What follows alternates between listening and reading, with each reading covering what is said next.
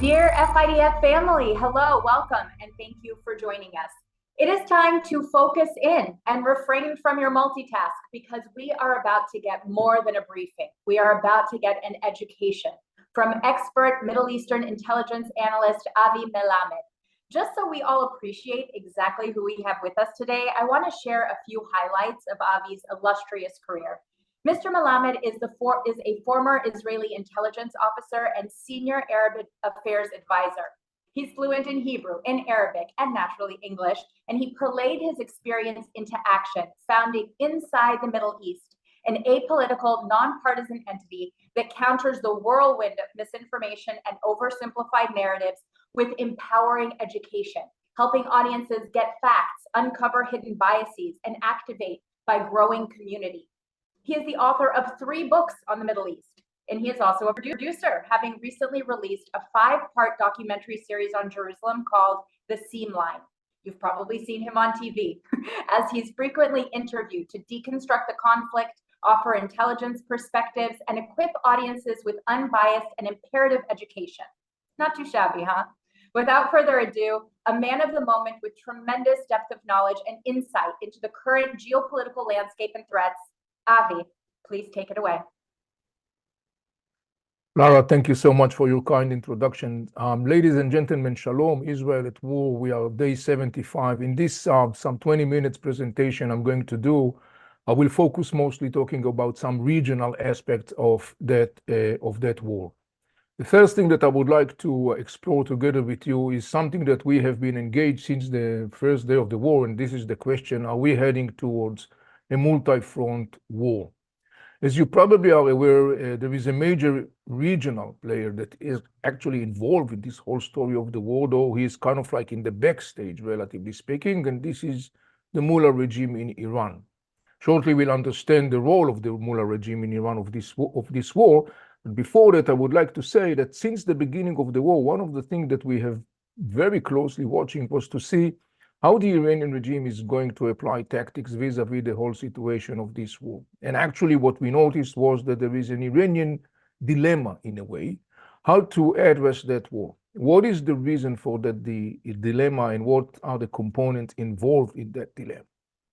Well, in order to understand that, we have to go a little bit backward and understand something very significant about this regime and its role in the Middle East. The Mullah regime in Tehran is motivated by a revolutionary outlook of the world. He is motivated by even apocalyptic outlook of the world, and he strives to be the Middle East leading superpower as a phase towards becoming a global superpower. As part of its radical ideology and extreme outlook, the Mullah regime has been very proactively advancing an expansion policy through the Middle East, across the Middle East, particularly at the expense of the Arab world. And one of the most significant things that the Mullah regime has been constantly using to that purpose was to monetize the story of the Israeli-Palestinian conflict, where the Mullah regime actually positioned itself allegedly as the defender of the Palestinians and the one who will liberate the Palestinians, sort of speaking. As part of this policy or this tactic that unfortunately have proven to be very effective in service the Iranian regime at the expense of the region, including at the expense of the State of Israel, the Mullah regime has created a network of armies of terror scattered across the Middle East, mostly based in Arab states, Lebanon, Syria, Iraq, Yemen. As part of these armies of terror, the Mullah regime also was able to deepen its influence in another stage, and this is Gaza Strip, that borders Israel from the southwest between Israel and Egypt. In fact, the 2 major military powers in Gaza Strip, Hamas, that rules Gaza Strip since 2007, and the second largest military organization in Gaza Strip, Islamic Jihad in Palestine, both vote to eliminate the State of Israel, and both became very significant component in this network of armies of terror that the Mullah regime has scattered across the Middle East. In the eyes of the Mullah regime and in the modus operandi the Mullah regime applies in order to expand its influence across the region, Hamas and Islamic Jihad has a very significant role. Their role is to constantly fuel the flames of the Israeli-Palestinian conflict. By doing that, they are actually playing to the hands of the Iranians, because the Iranian regime has an interest to see further escalation of the conflict, because by then the Mullah regime can basically continue and market to the people of the Middle East, particularly to the Arab people in the Middle East, continue and market the slogan, I, the Iranian regime, I will be the one defending the Palestinians. As part of its modus operandi, there is a very significant sub-master plan within the Iranian regime larger master plan, and this is a master plan that we call the Ring of Fire. According to that outlook, Mullah regime is striving to create a strangling loop around Israel's neck, based in three major arenas bordering Israel physically. One is Lebanon, where the Mullah regime has established in the 1980s what has become its most powerful proxy, the Hezbollah in Lebanon. Another arena is Syria, where the Mullah regime has today control, including presence of Iraqi, Afghan, and Pakistani Shiite militias that are massively supported by the regime. And then the third arena borders Israel is the Gaza Strip from the southwest, under the rule of Hamas, and as I mentioned before, also the second largest military organization in Gaza Strip, Islamic Jihad in Palestine. The master plan of this Ring of Fire aims to actually create a situation where, in course of time, that Ring of Fire will, the day when come, will join together, will come together and coordinately, in a synchronized way, will launch a comprehensive, massive attack on the state of Israel from all directions, from Lebanon, from Syria, from Gaza Strip. In fact, we got a taste, sort of speaking, of that master plan on October 7th, when Hamas and Islamic Jihad launched thousands of rockets on Israel all of a sudden and conducted the horrific attack on Israeli communities in the area vicinity next to the Gaza border. So now that we understand the significance of the Hamas and Islamic Jihad in the service of the Iranian regime, now we can go back and understand the Iranian regime dilemma. What is the dilemma? The dilemma is that following the war that Hamas waged on Israel, the Israeli government ordered the Israeli Defense Forces to move decisively to Gaza Strip, to launch a massive military campaign, ordered to first trying to bring back the hostages as much as possible alive, hopefully, and second, to eliminate and end Hamas rule over Gaza Strip. For the Iranian regime, that scenario that is now underway is a bad news, because they may lose. If Hamas is going down in Gaza Strip, the Iranian regime is going to lose a very significant strategic arm, and therefore the Iranian regime is in dilemma. Is he going to let this arm go down, or is he going to try to save this arm? And in order to do that, the only way the Iranian regime can do that is to try and to send to battle in a full capacity its major proxy, the Hezbollah in Lebanon, and maybe to also apply other proxies that he has scattered across the Middle East. But then the dilemma of the Iranian regime is because it may jeopardize not only the downfall of Hamas, but also if Hezbollah is going to be part of this war, comprehensively participating in this war, Iran is also may lose its second, its biggest proxy, and this is the Hezbollah in Lebanon. The Iranian dilemma and the hesitance also of the Hezbollahs to fully move in to participate in the war stems from a couple of reasons. One of them is the military Israeli might that is now being very clearly demonstrated in Gaza Strip.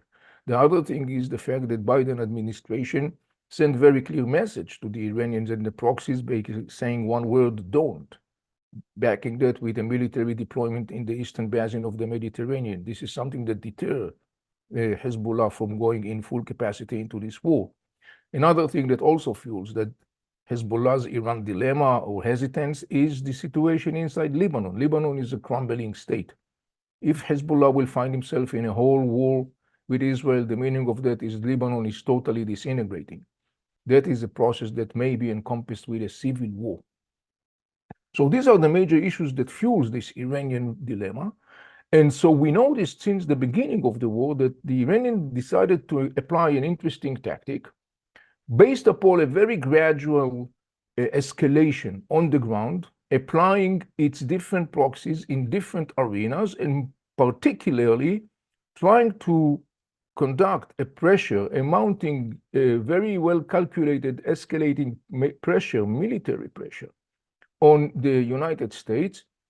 And the underlying logic beyond this tactic of the Iranian regime is to try and to basically signal the United States of America that if it does not want to be dragged into regional war, then the United States should apply pressure on Israel to stop the military campaign against Hamas.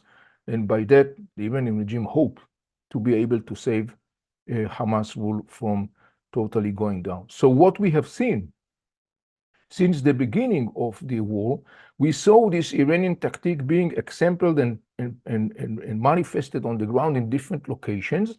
Like, for example, since the beginning of the war, more than 100 attacks were carried out by mostly Iraqi Shiite militias that are backed by the Mullah regime, and they have been attacking the United States presence both in Syria and in Iraq. Those attacks resulted in United States very well calculated and very restrained and confined retaliations to those attacks. But those attacks are part of this Iranian regime tactic that I was talking about. The other thing that we saw is this continuing skirmish between Israel and the Hezbollah along the Israeli-Lebanese border, yet again confined, relatively restrained, not in a major volume, but enough to create this kind of like pressure, sort of speaking, or signal the pressure to the United States of America that the Iranian regime strives to do. And then there is another interesting, and I would say the most significant arena in that context, and this is the Yemenite arena. In Yemen, there is a local Yemenite force known by the name of Houthis. The Houthis are Shiite tribes, traditionally based in the northern part of Yemen. They are about 35% of the Yemenite population. In 2014, the Houthis conducted a military coup in Yemen, ousting a legitimate, democratically elected Yemenite government. And since then, there is a war going on in Yemen between the Houthis, who are massively backed, armed, supported by the Iranian regime, and the Yemenite ousted government backed by the Saudis and the Emirates. As the war in Gaza evolved and continues and deepens, the Houthis became more and more a very substantial executor element in the service of the Mullah regime.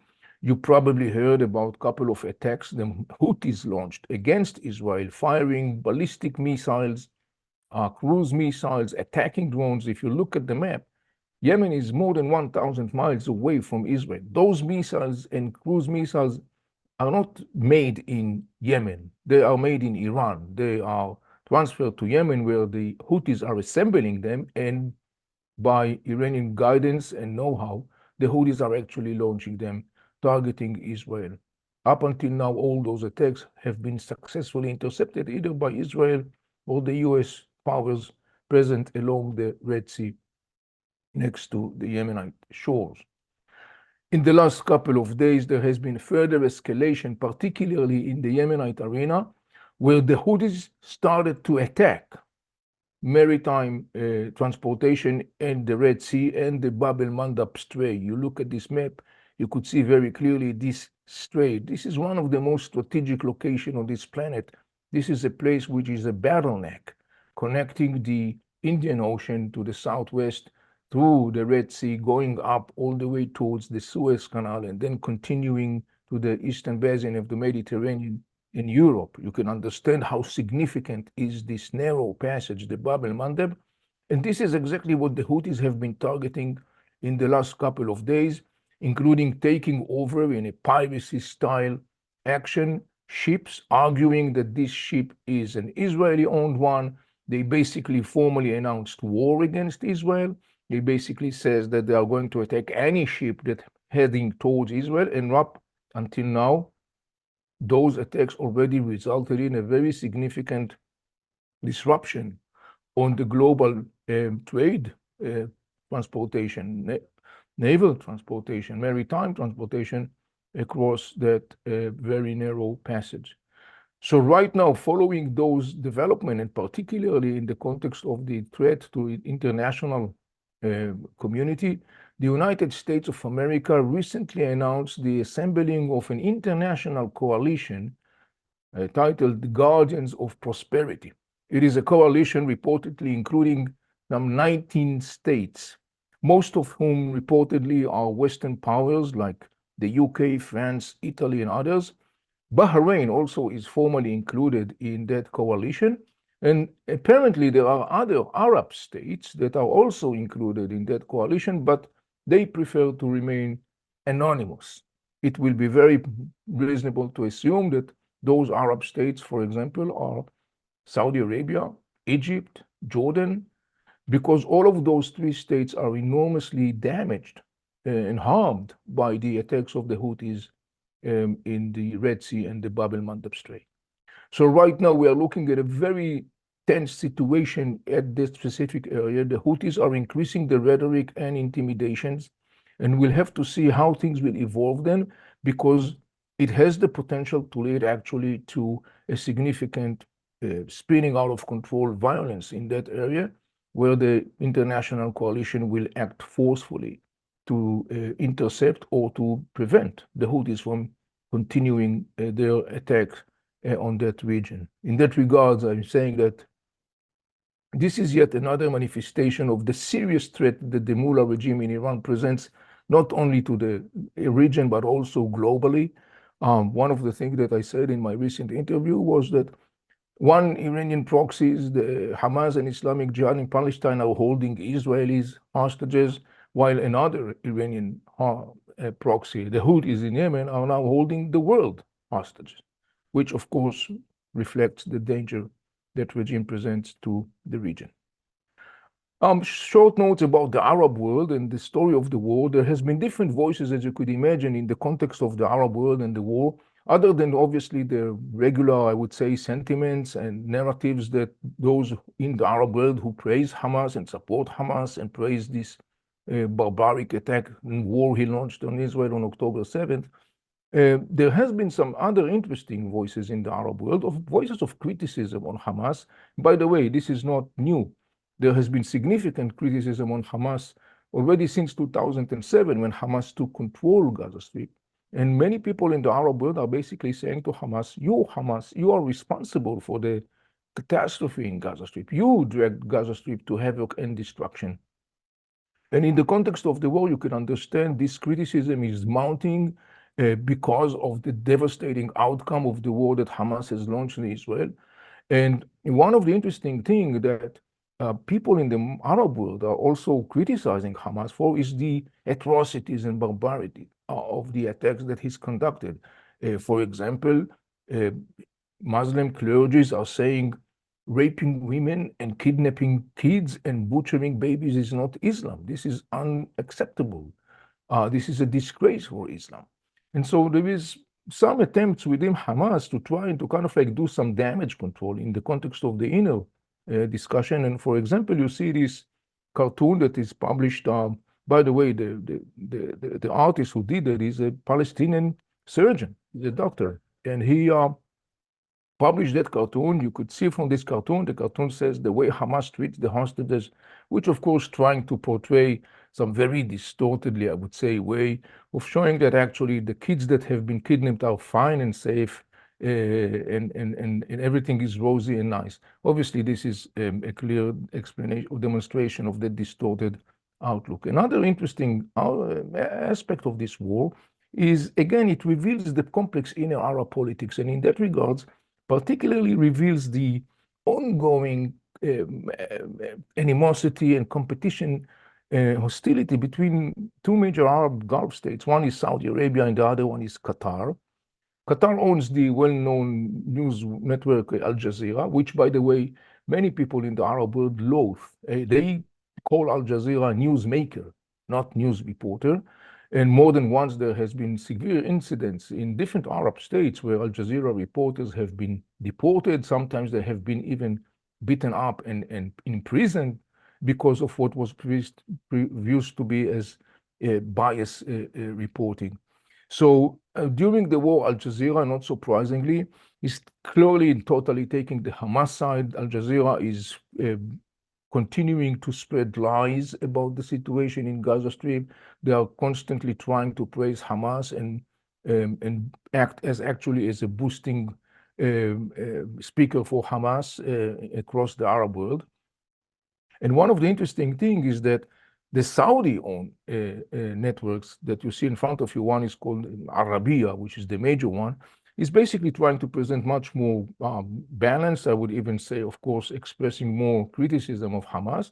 And so you see that in this inner power struggle between the two, Hamas supporters, for example, this cartoon that you see in front of you, published by one of Hamas media supporters, basically presents Al Arabiya, the Saudi-owned news network, as kind of like an Israeli trumpet, sort of speaking, and one that actually echoes Israeli propaganda. So this is one other interesting aspect of the story of the war, which reveals the complex relationship politics of the Arab world.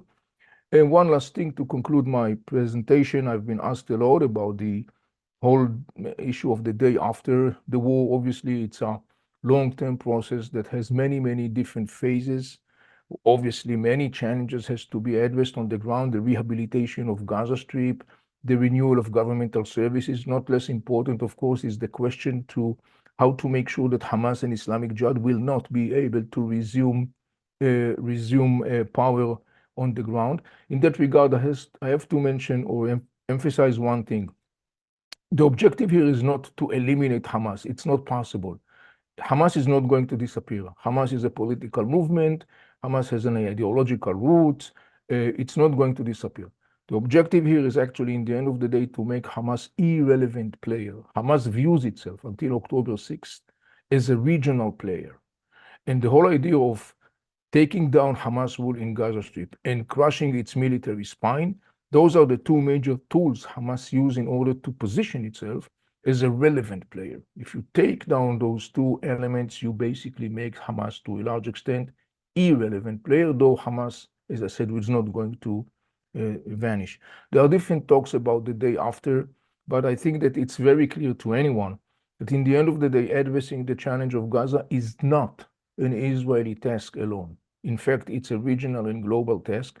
Today, there are enough players in the region that would like, similar to Israel, to see a totally different story in Gaza. Not the same story of Hamas rule and Islamic Jihad.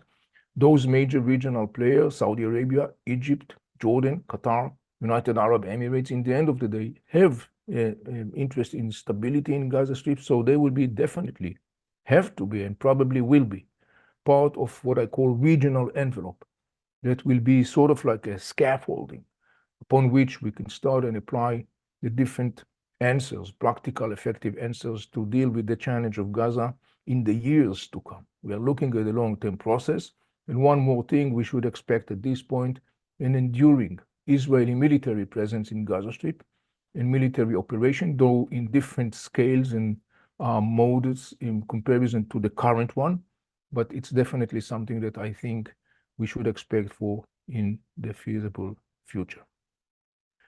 At this point, ladies and gentlemen, I'm concluding my presentation. Thank you for listening. Thank you so much, Avi. This has been fantastic. And I have a few follow-up questions for you. I know that you don't have too much time for follow-ups, but a few questions for you.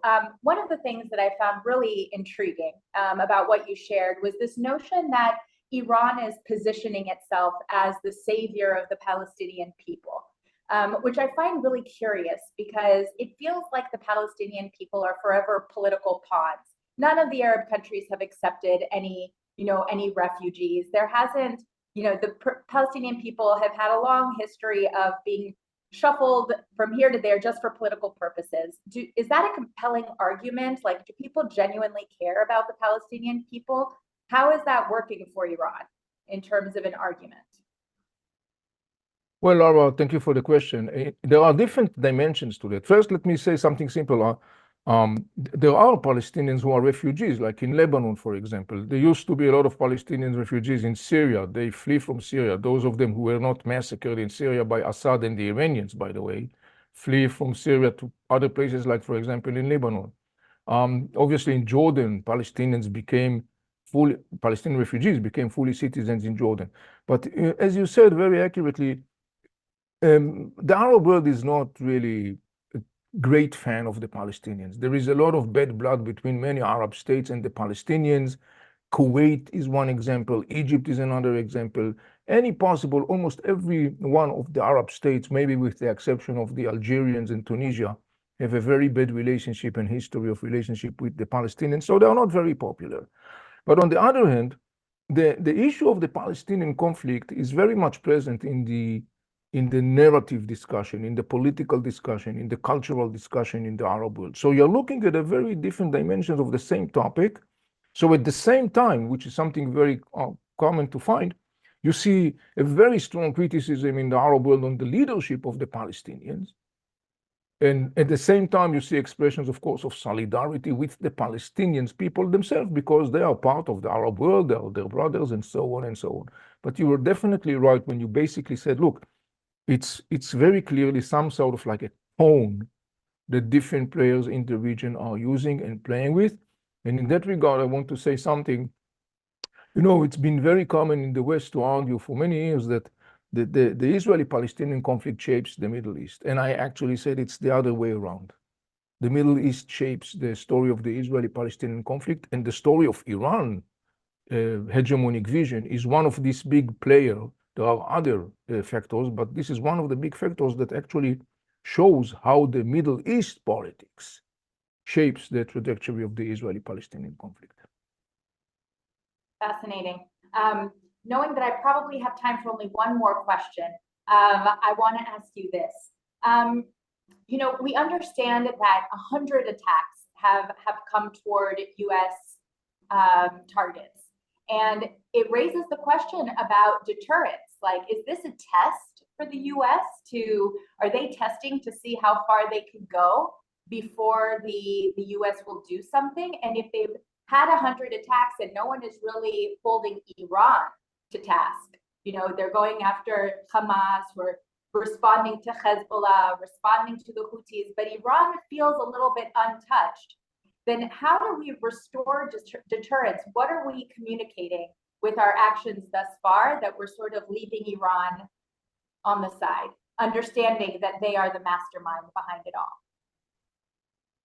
Yes, couple of insights on that very significant topic. First, the Mullah regime in Tehran, one of the things that is guiding the Mullah regime is an underlying concept, which unfortunately up until now is accurate, is that they came to the conclusion that the United States of America and the West will not use their military power against this regime. So what we saw very clearly in the last couple of decades, and particularly the last decade or so, the Mullah regime has been constantly raising the bar, constantly increasing its aggression.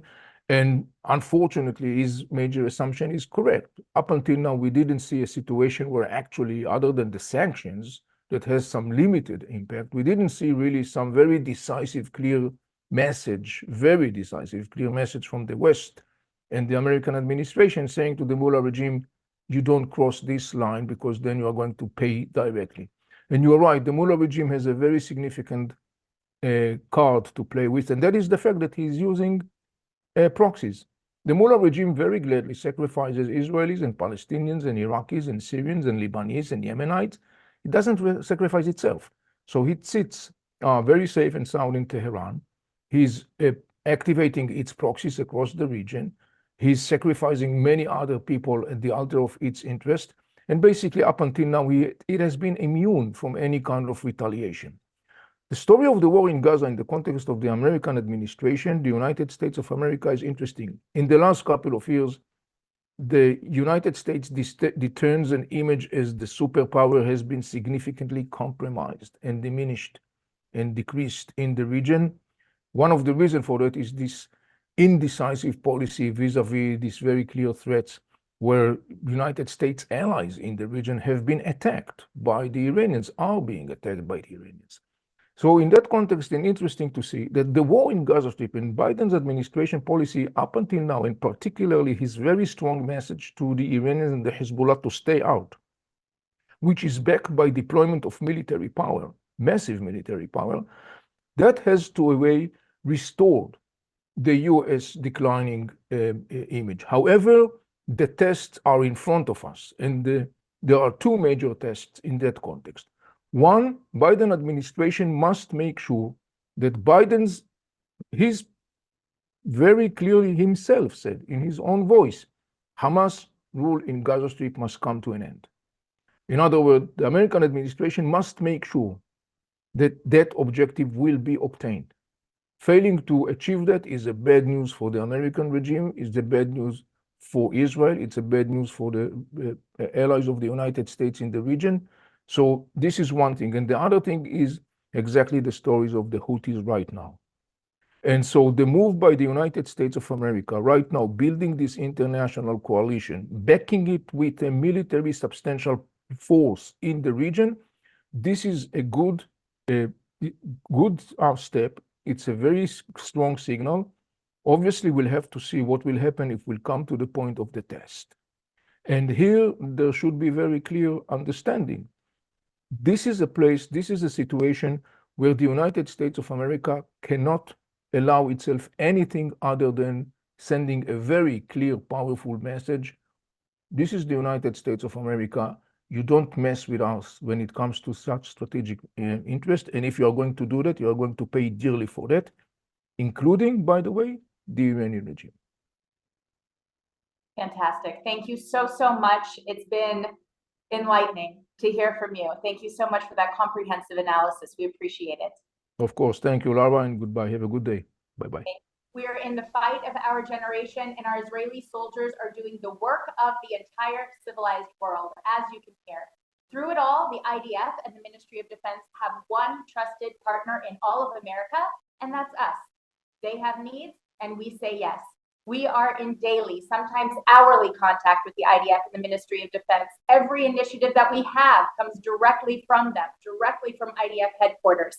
We don't deliver what we think the soldiers need. We deliver exactly what we know they need now. And because of you, we have answered every call immediately, same day, transferring tens of millions of life-saving funds directly for our soldiers. How's that for feeling empowered? You can make a difference. Our work is on the front lines of this war. We are there with our soldiers in this war for our hope. There are rare moments when you can make a difference as an individual, but we are doing it, and you can join us daily, hourly. Stick with us and be our soldiers' boots on the ground in America.